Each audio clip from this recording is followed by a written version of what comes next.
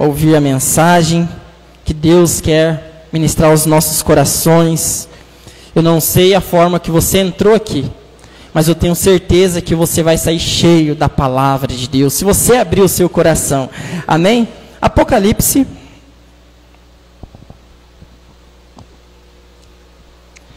Livro do Apocalipse, das Revelações. Apocalipse, capítulo de número 3, versículo 7. Apocalipse, capítulo 3, versículo 7. Amém? Glória a Deus. E diz assim, Apocalipse 3, 7 a seguir. Ao anjo da igreja em Filadélfia, escreve: isto diz o que é santo, o que é verdadeiro, o que tem a chave de Davi, o que abre e ninguém fecha, e fecha e ninguém abre. Conheço as tuas obras. Diante de ti pus uma porta aberta, que ninguém pode fechar. Sei que tens pouca força, entretanto, guardaste a minha palavra e não negaste o meu nome. Farei aos da sinagoga de Satanás, aos que se dizem judeus e não são, que se dizem judeus e não são, mas mentem. Farei que venham e adorem prostrados a teus pés, e saibam que eu te amo, visto que guardaste a palavra da minha perseverança. Também eu te guardarei da hora da tribulação que há de vir sobre todo o mundo, para provar os que habitam sobre a terra. Venho sem demora, guarda o que tens, para que ninguém tome a tua coroa. A quem vencer, eu o farei coluna no templo do meu Deus, de onde jamais sairá.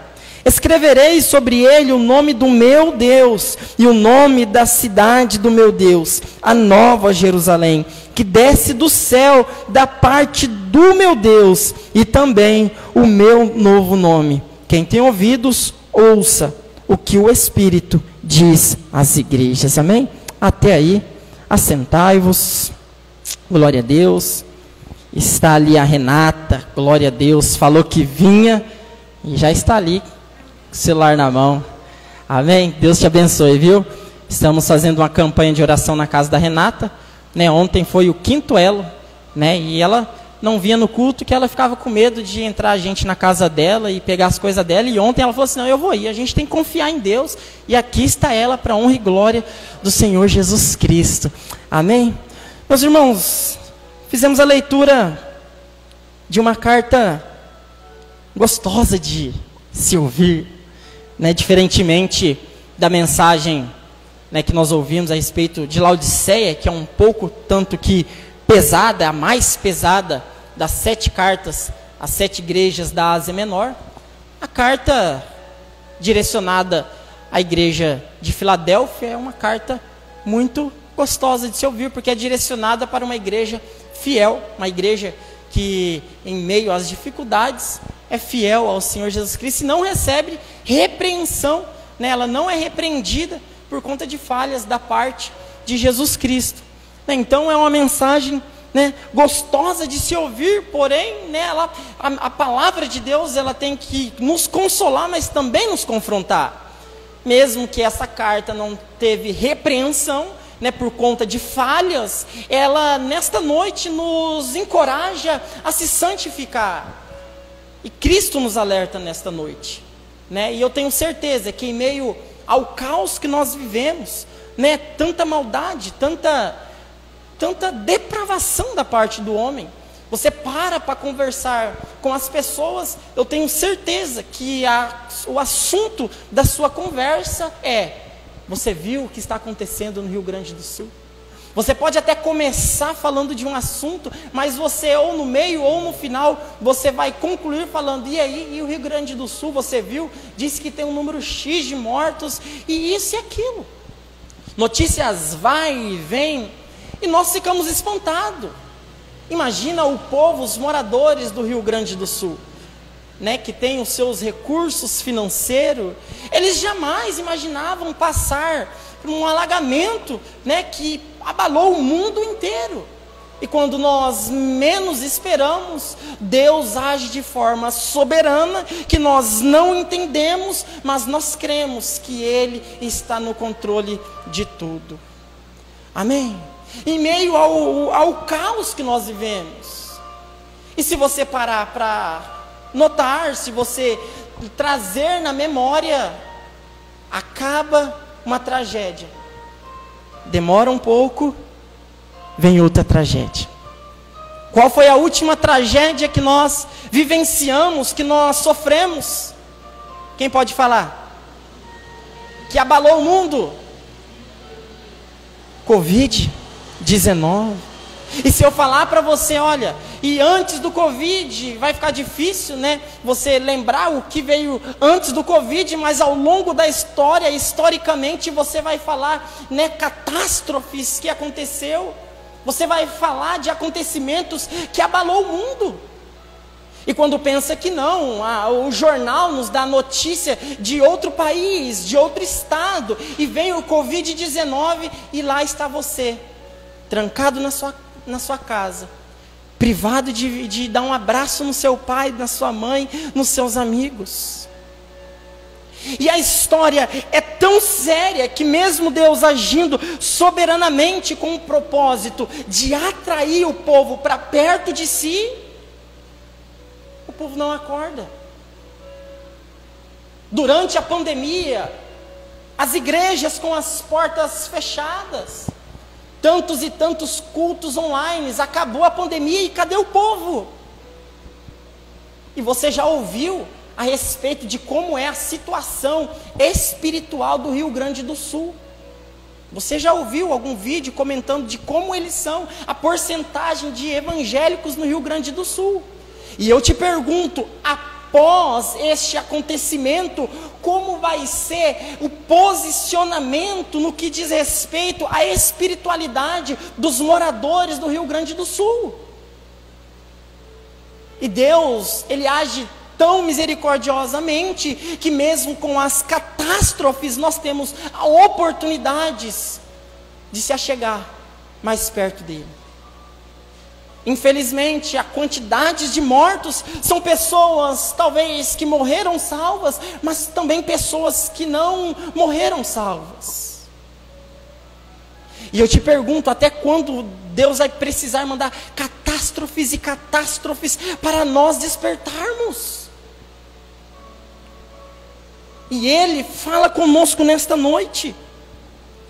Estávamos comentando esses dias a respeito dos acontecimentos em 1912. Um grande navio é inaugurado. E um responsável disse que nem Deus afundava aquele grande navio chamado Titanic. O que aconteceu em 1912? A catástrofe do Titanic. Mais de 1.000 pessoas morreram. Mais de 1.000 pessoas perderam a sua vida. 1.500 pessoas perdem a sua vida numa catástrofe que marcou a história, que tem até filme a respeito da história, tem até música que faz lembrar da história. E você vai assistir o filme, é bonitinho. Lembrar na cena, né, na ponta do navio, romântico. Catástrofe que acontece para despertar o povo espiritualmente, o que é gerado? Filme, ganho de recurso financeiro.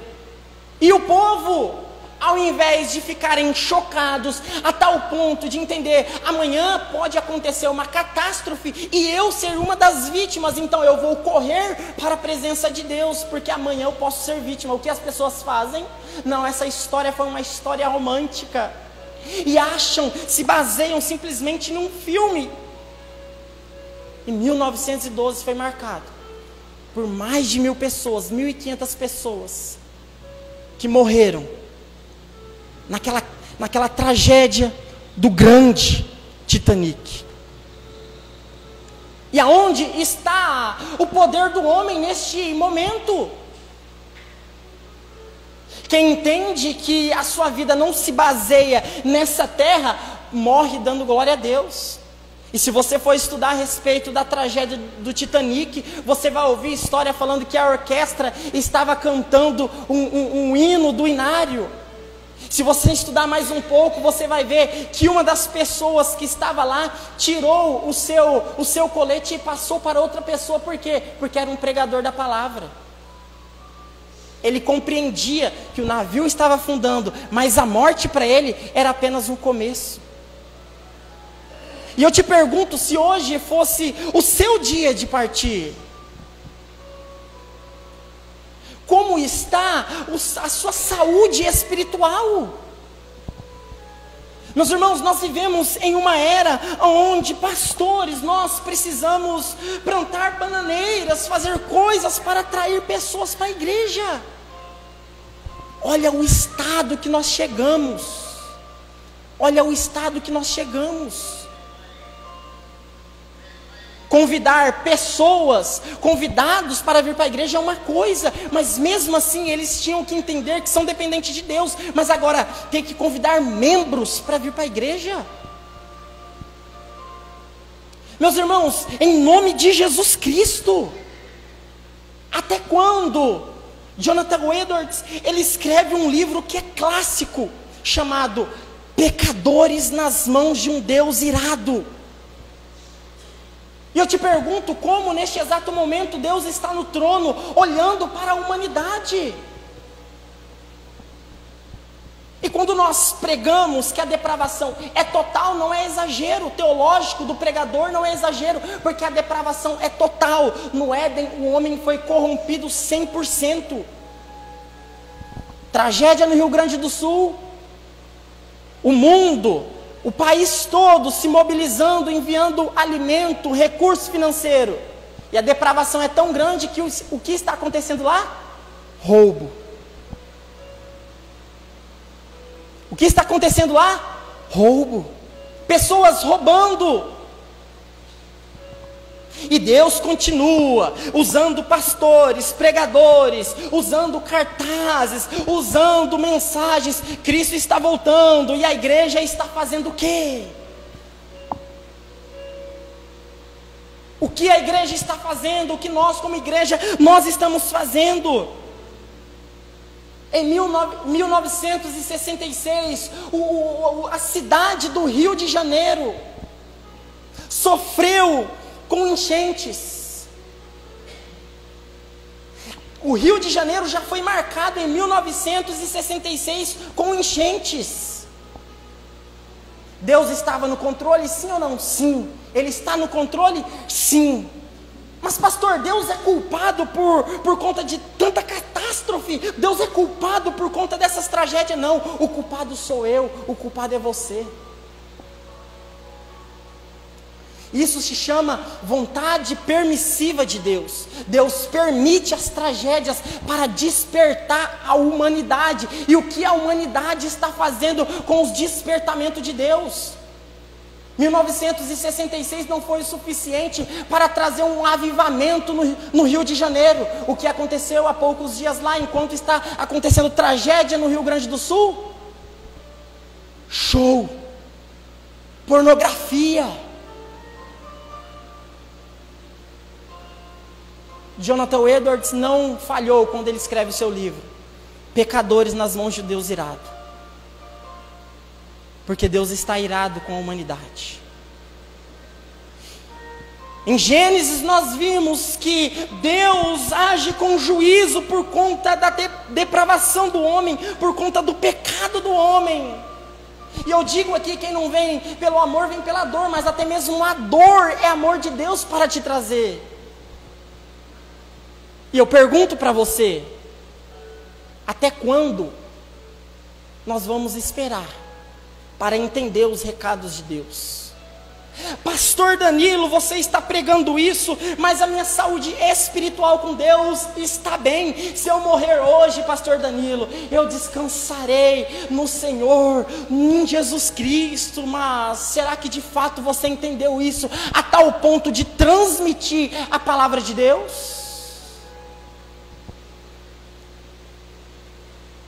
Não, Pastor Danilo, eu só entendi que eu necessito de Cristo, então eu preciso estar na caminhada com Cristo, porque Ele é o caminho, a verdade, a vida, sim. Mas você está transmitindo isso? Não.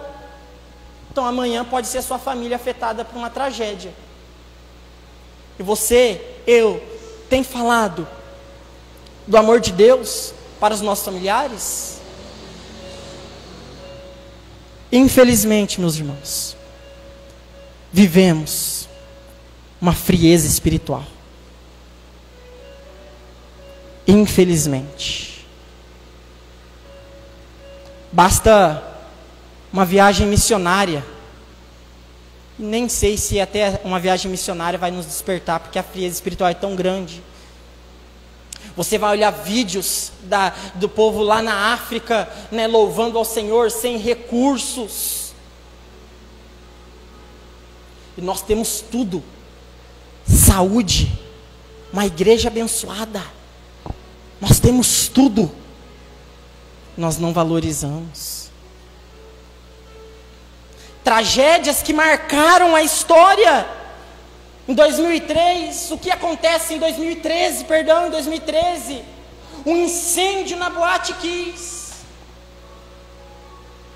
Você lembra?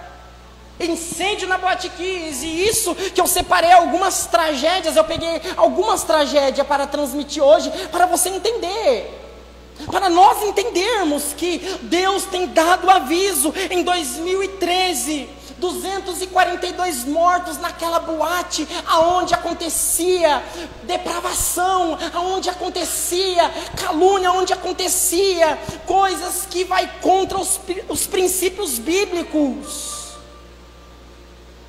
E eu te pergunto, quantos jovens que era para estar naquela boate, chamada Boate Kiss, quantos jovens era para estar lá e não foram no dia, e depois viu a notícia do que aconteceu? Graciosamente Deus livrou quantos naquele acontecimento? E eu te pergunto, os que foram livres daquele acontecimento, quantos hoje estão na presença de Deus? Quantos? Quantos gravaram um vídeo falando: olha, era para mim estar lá, eu entendi o aviso de Deus, a partir de hoje eu vou servir ao Senhor? Quantos? Tem uma pessoa que é da família da minha esposa, que a Covid-19 deixou ela num estado aonde que talvez ao olhar dela ela não ia sair. E a família orando, Deus fez um milagre e hoje ela está com saúde. A Dani me mostrou foto dela com um copo na mão. Uma pessoa que era missionária. Até quando nós iremos desperdiçar oportunidades? Até quando você vai desperdiçar oportunidades? Até quando? Em 2016, 2017, acontece o surto da febre amarela. Eu vi uma história que o cemitério dos Britos é enterrado um povo que foi vítima da febre amarela, é isso? Um surto, 2016, 2017, o surto da febre amarela. E como fica a população quando vem um surto? Meu Deus, entra em pânico, mas clama a Deus com os seus lábios, mas não busca com as suas atitudes, com o seu coração, de toda a sua alma, de todo o seu entendimento.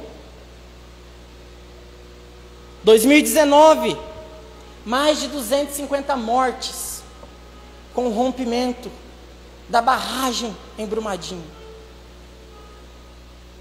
E como é a postura do povo quando olha o Jornal Nacional dizendo: olha, mais de 250 mortos, lá em Brumadinho com a barragem.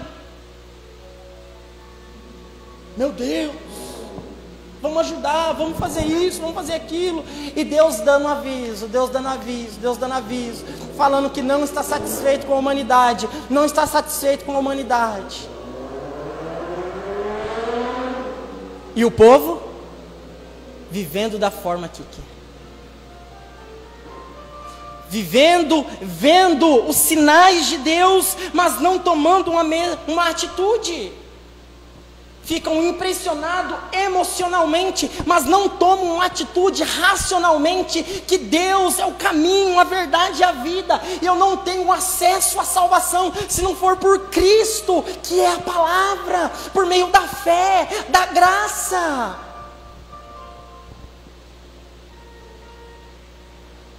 E acham, talvez, que não, Deus é tão bonzinho que Ele vai salvar todo mundo. E cai numa heresia chamada universalismo, que acha que todo mundo vai ser salvo, mas não. Duas portas, a larga e a estreita. E eu te pergunto, e eu faço essa pergunta para mim: qual das portas nós iremos entrar? Será que nós estamos enquadrados para passar na porta estreita? 2022, a Rússia invade a Ucrânia, causando destruição, guerras, e tudo isso é bíblico. Teve até gente do Paraná que foi lá para a Ucrânia para ajudar. Você abre o CNN, você abre os jornais, os noticiários, você vê vídeo de bombas caindo. Recentemente, há pouco tempo, você viu o que aconteceu em Israel. Tragédias, tragédias e tragédias. E agora em 2024, nós assistindo mais uma tragédia, que é a do Rio Grande do Sul. Mais uma vez. Nós assistindo, e tudo bem, e não tomando uma atitude. E eu te pergunto nesta noite: quem é a sua fortaleza? Em quem você tem se apoiado? Pastor Danilo, eu tenho se apoiado nos meus recursos financeiros. Porque com os meus recursos financeiros eu consigo comprar casa boa, eu consigo comprar carro bom, eu consigo colocar o meu filho num colégio particular. Então a minha fortaleza nesse exato momento é o recurso financeiro. E Deus pega e faz, ó, e vem água, que não para mais. Aí você tem que largar a sua casa, o seu carro, parar tudo. E a sua fortaleza, o seu dinheiro? Você pode até mudar de estado com seus recursos financeiros, mas basta Deus estralar o dedo novamente, basta uma palavra para Ele mostrar que é Ele que manda, é Ele que está no controle. A ciência tem avançado, sim, e isso é bom, mas quando Deus quer mostrar que quem tem todo o poder em tuas mãos, Ele mostra. Ele é o Criador do cosmos. Deus, Ele é o Criador de todas as coisas. Ele é tão grande que Ele não está no tempo. O tempo está nele. E nós, daqui a pouco, deve que lança uma série, catástrofes, tragédias ao longo da história, episódio 1, 2 e 3, e nós iremos fechar a porta do nosso quarto, iremos assistir comendo uma pipoca. Pastor Danilo, não. A depravação é total, meus irmãos. E infelizmente nós vivemos em uma era onde as pessoas têm se apoiado e colocado a sua fortaleza em coisas. E Deus nos encoraja nesta noite a depositar nossa confiança nele. E você vai ver o que tem a ver com a igreja que se localizava na cidade de Filadélfia. E eu te encorajo nesta noite, eu me encorajo nesta noite a confiar somente em Deus, porque se vir água amanhã e destruir tudo, se vir fogo amanhã e destruir tudo, se vir uma doença amanhã e destruir tudo, a morte para o crente é apenas o começo de uma eternidade de alegria. Mas Deus te pergunta nesta noite, como está a sua saúde espiritual? Que você venha depositar sua fortaleza nele. Tem um hino de Martinho Lutero, um reformador, que diz: castelo forte é o nosso Deus, espada e bom escudo, com seu poder defende os seus em todo transe agudo. Com fúria pertinaz persegue Satanás, com ânimos cruéis, muito forte é o Deus fiel. Igual não há na terra, nossa força nada faz, sozinho estão perdidos, mas nosso Deus socorro traz, em seu Filho escolhido. E nós temos rejeitado todos os dias. Pedro negou 3 vezes. 3 vezes. E nós negamos todos os dias. A igreja de Filadélfia, que era localizada na cidade de Filadélfia, uma das cidades da Ásia Menor, atual Turquia, foi fundada por Átalo II. Não era uma cidade grande. E também a igreja que era localizada na cidade de Filadélfia era uma igrejinha pequena. Mas para Deus não tem problema em igrejinha pequena, porque foi uma das igrejas que não recebeu repreensão. O significado da palavra Filadélfia é amor fraternal. Então até mesmo o significado, daquela cidade, daquela igreja que era localizada na cidade de Filadélfia, ela carrega um bom legado, amor fraternal. E eu poderia pregar simplesmente no significado da palavra Filadélfia. Tão rica que essa carta é. Tão rica que essa carta é.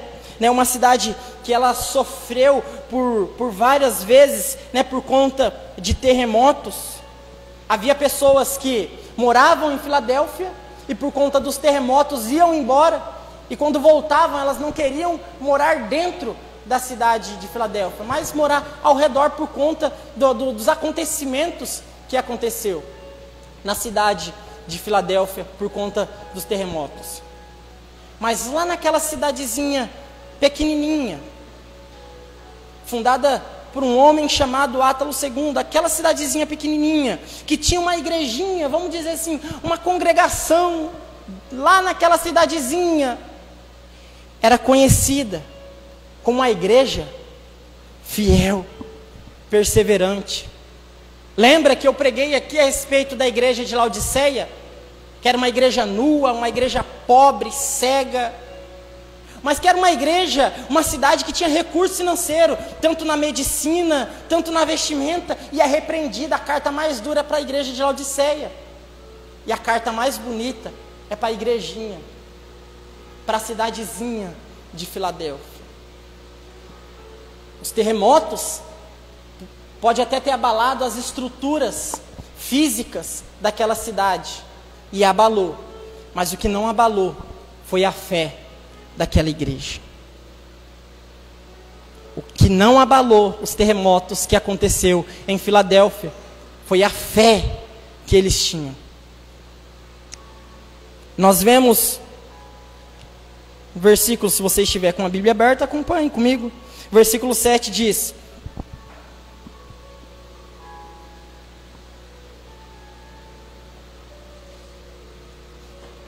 versículo 7 do capítulo 3 diz: ao anjo da igreja de Filadélfia escreve,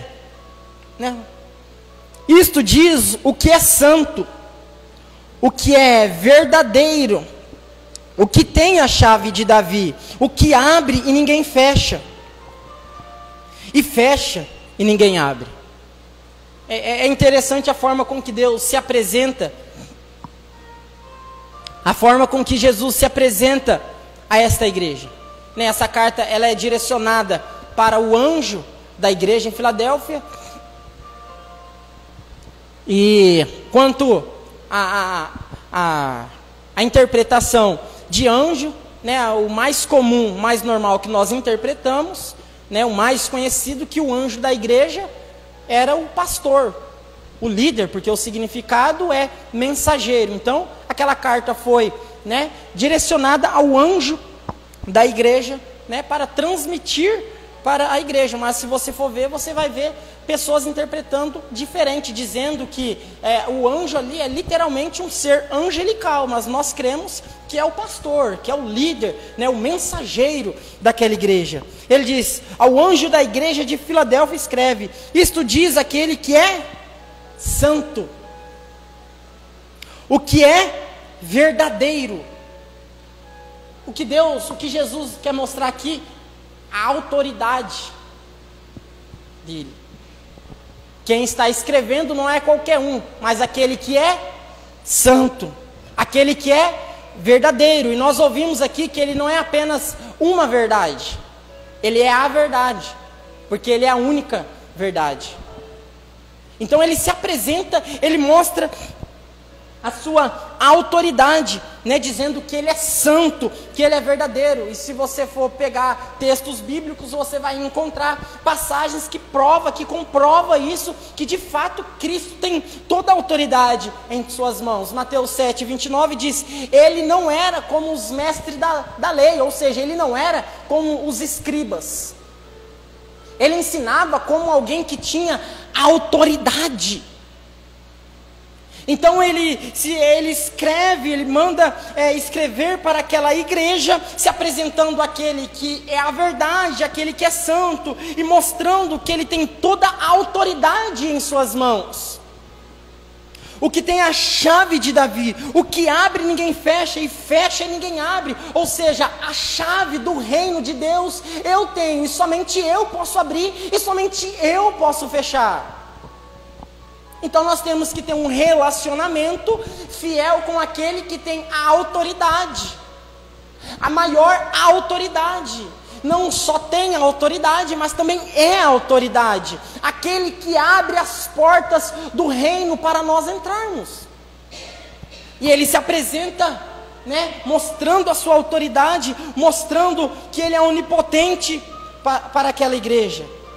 E ele mostra também que ele é onisciente, né? E esses atributos, onisciência, onipotência, onipresença, atributos incomunicáveis, ou seja, atributos que ele não comunica com ninguém. Somente ele é onipotente, onisciente e onipresente, somente ele, né? Diferentemente dos seus atributos comunicáveis. Por exemplo, amor, ele é amor e você também pode ser o amor. Ele é bondade e você também pode ser bom. Esses atributos que ele se apresenta dizendo: conheço as suas obras.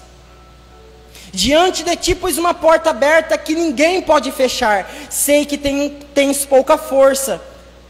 Veja bem, eu não falei que na cidade de Filadélfia haviam sofrido por conta dos terremotos? Deus sabia da condição física daquela igreja, e vai escrever dizendo: conheço as suas obras, diante de ti pus uma porta aberta que ninguém pode fechar. E ele diz: eu sei que você tem pouca força, entretanto, ou todavia, guardaste a palavra da perseverança. Entretanto, guardaste a minha palavra da perseverança. Ou seja, Deus conhecia o estado físico daquela cidade, daquela igreja, que era fraca, mas Ele conhecia também que mesmo com as fraquezas, ela guardou a palavra em meio às dificuldades. E Deus quer falar para nós nessa noite o seguinte: eu sei que você tem pouca força, eu sei que o que aconteceu na sua vida causou grande destruição. Eu sei que o seu passado, se você for contar aqui na frente, não é um testemunho, mas sim um testemunho. Todo mundo vai às lágrimas. Ele disse para você nesta noite: eu sei o seu estado emocional, eu sei o estado físico, eu sei o seu estado financeiro, eu sei o seu estado. Eu sei que você tem pouca força, mas mesmo assim, entretanto, todavia, eu sei que você guardou a minha palavra da perseverança. E eu te pergunto, quando as dificuldades vêm, o que você faz? Se afasta da igreja? Diz que está afastado? Ou você persevera? Você se afasta, fala, eu não tenho mais força para isso, então olha, pastor, não me manda mensagem, não me liga, porque eu estou fraco, sim, eu sei, e se eu não sei, Deus sabe que você está fraco, mas a importância do estado que causou destruição, não é como você ficou fisicamente, financeiramente, mas como a sua saúde espiritual está. Você tem guardado a palavra de Deus. Destruição aconteceu.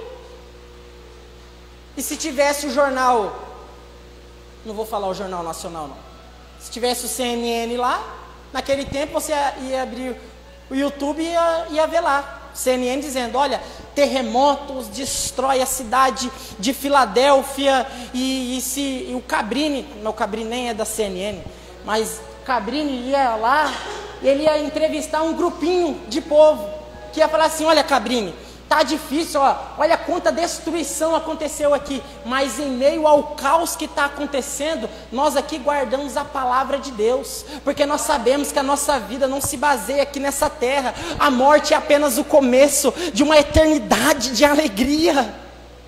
Olha o legado que aquela igreja deixou, uma igreja que, mesmo tendo pouca força, guardou a palavra de Deus.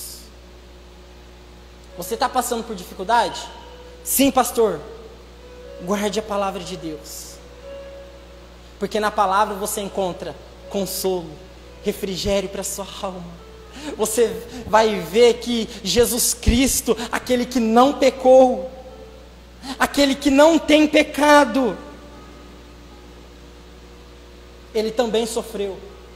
E a Bíblia diz, a Bíblia fala e a Bíblia mostra a respeito do seu posicionamento, que ele não foi contaminado pelo pecado. Em 1 Pedro 2:22 diz, ele não cometeu nenhum pecado e nunca disse uma só mentira. Você está entendendo porque ele se apresenta para a igreja de Filadélfia dizendo, o santo, o verdadeiro. Meu irmão, se eu recebo uma carta dessa, eu imprimir ela e ia colocar num quadro. Meu Deus, aquele que é santo, aquele que é verdadeiro, aquele que tem toda a autoridade em tuas mãos, ele sabe que eu sou fraco, mas ele tem visto que eu não tenho negado a fé. E o que ele te diz nessa noite? Você pode esconder do pastor, dos seus amigos, como está a sua saúde emocional, espiritual, mas Deus, ele sabe como está. E ele te diz nessa noite, a porta da graça ainda está aberta. A porta da graça ainda está aberta, né? E ele mostra a sua onisciência em dizer que conhecia, né, o estado, as obras daquela igreja, né? E nós vemos passagens na Bíblia que mostram a respeito da onisciência de Deus. João 2:24 diz, mas Jesus não confiava neles, pois os conhecia muito bem. E ele te conhece muito bem. O versículo 9 diz, farei aos da sinagoga de Satanás, aos que se dizem judeus e não são, mas mentem. Farei que venham e adorem prostrados a teus pés e saibam que eu te amo. Ele é pesado em se referir aos que diziam ser judeus, mas não eram. Ele vai referir como sendo sinagoga de Satanás, porque eles viviam uma falsa religião, hipocrisia. E é interessante que Jesus, ele termina, é muito maravilhoso você terminar de ler esse versículo e ver, e saibam que eu te amo. Porque ao longo da Bíblia você não fica lendo, né? Se eu perguntar para você, se me cita um versículo que Jesus Cristo diz assim, eu te amo. Claro que você vai vai citar João 3,16, que é uma prova de amor. Mas ele não fica falando, eu te amo, olha, eu te amo, eu te amo. Porque ele não fica dizendo em palavras, embora ele demonstre em palavras, mas em atitudes. E quando você vê uma carta dizendo, para que saibam que eu te amo.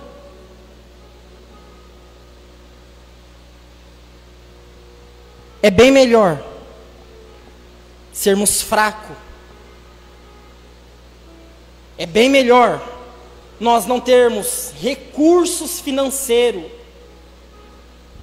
e ler uma carta onde Deus diz que nos ama, do que nós termos o recurso financeiro, do que nós termos as fortalezas terrenas e recebermos uma carta igual a de Laodiceia, pobre, cega, nua.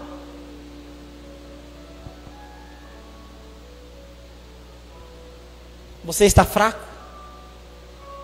Ele te diz, eu te amo, porque o meu amor não se baseia nos seus recursos.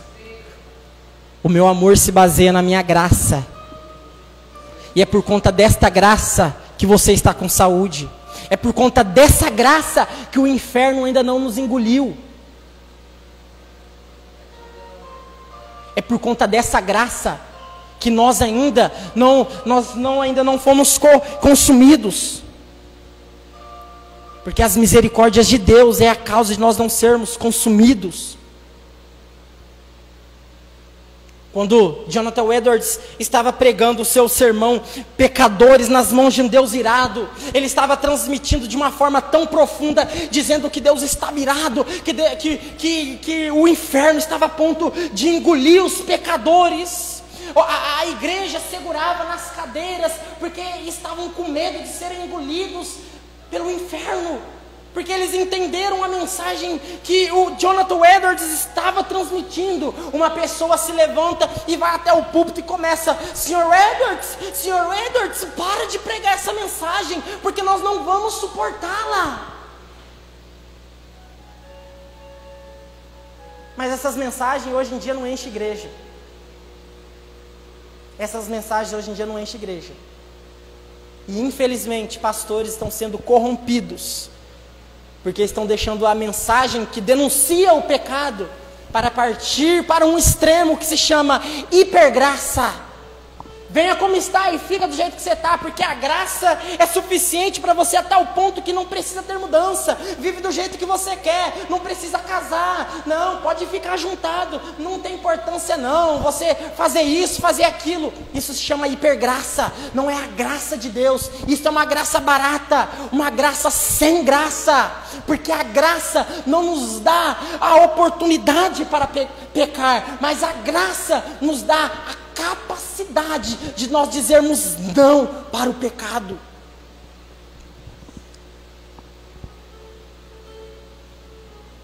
Se hoje nós fôssemos um dos protagonistas de uma catástrofe,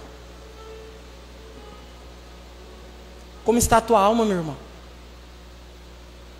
Fraco? Você está com dificuldades financeiras na saúde? Mas você tem guardado a palavra da perseverança que Cristo disse para a igreja de Filadélfia? Versículo 10. Visto que guardaste a palavra da minha perseverança, também eu te guardarei da hora da tribulação que há de vir sobre todo o mundo, para provar os que habitam sobre a terra. Isso aqui é profundo. Atentamente, olha a expressividade. Visto que guardaste a palavra da minha perseverança, também eu te guardarei da hora da tribulação que há de vir sobre toda a terra. Meus irmãos,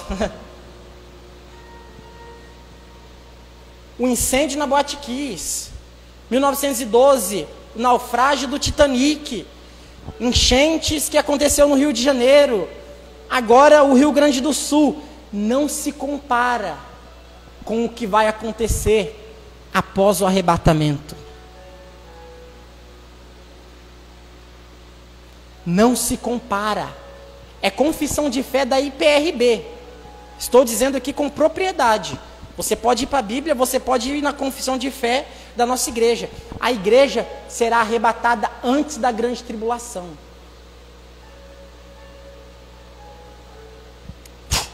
Cristo arrebata a tua igreja. Começa 7 anos de grande tribulação, falsa paz, destruição.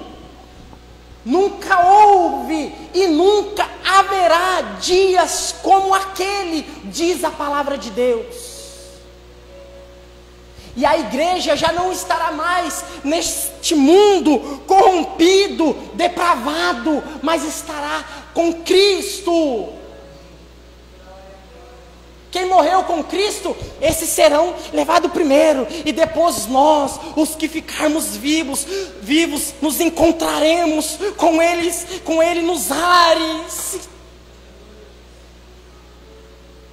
E acontecerá as bodas do Cordeiro. Vou dizer aqui o churrasco, o grande casamento da noiva e o seu noivo. Você é noiva, nós somos noiva de Cristo. E Ele vai vir buscar a sua noiva, que não se contaminou com esse mundo corrompido. Quando a igreja sair da terra, começará a grande destruição. Em Mateus 24, 21 diz: porque naqueles dias haverá um sofrimento tão grande como nunca houve desde que Deus criou o mundo.